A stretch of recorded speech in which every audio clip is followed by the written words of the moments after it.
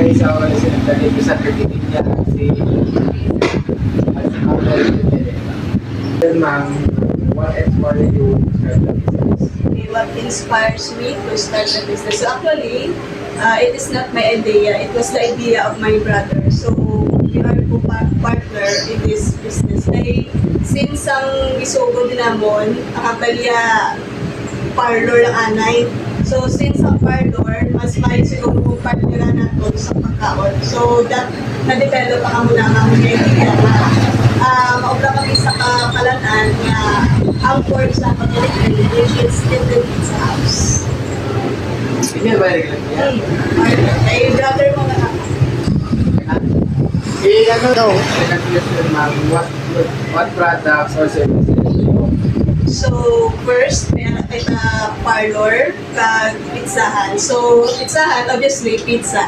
So, different kind of flavors, such as Hawaiian, meat, pepperoni, ham and cheese, cheesy, and supreme, or bestseller. And sa parlor, meron kita mga services, mostly sa hair. Okay, nag-makeup, meron na siya.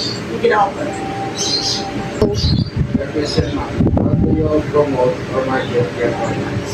Okay, so na-create kami Facebook page kay since kita sa modern era subong, so more gid siya sa technology.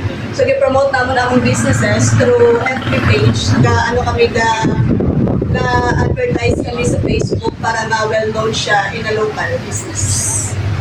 Go. What ideas you face from your business? Okay, so first to 2 years naka-struggle gid sa amon mag-market sa amon nga business. Siyempre, hindi pa kilala, hindi pa mayo kilala ang product. Pero as time goes on, daw na-notice man namon nga daw nag-improve ang quality sa amon nga product. Kaya mo naman mga taga-kadisyon nga kakagto pag nakatilaw sa amon nga produkto. Okay, so isa pa ka major challenges nga amon na-encounter is that nga, ang akong mga staff, actually ang mga staff, subong din sila nga, mga original staff na ko sa una. Kaya since ang duwa ko to ka staff, daw na sila din sa business kay tungod may mga siguro may namihan sa amon or whatsoever in terms sa mga benefits nila ng bukas. So, magaling sila sa amon. That is the major turning point din sa amon business. Nga sila ko 1 week para lang to recover. Okay, that is December at that time. So, po December ito na, yun siya peak season sa amon business. So, wala sila. Ako lang siya struggle ko at that time. So, pinaka-major struggle ko sa Question ma'am, what advice would you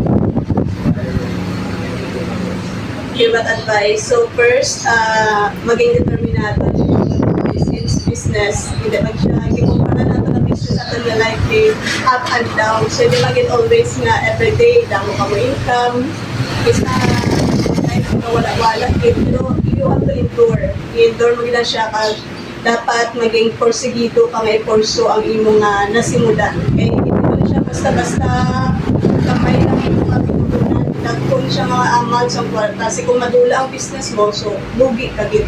So dapat determined ka pag porsigido ka.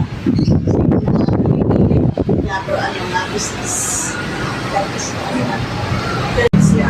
Aray nabili subong sa Tips Pizza House ang namit na quality pa. Bilang bisa ilagay sa Sultan Mawayan, ang location namin is Barangay Zone 3, Iriria Street, Quezon City.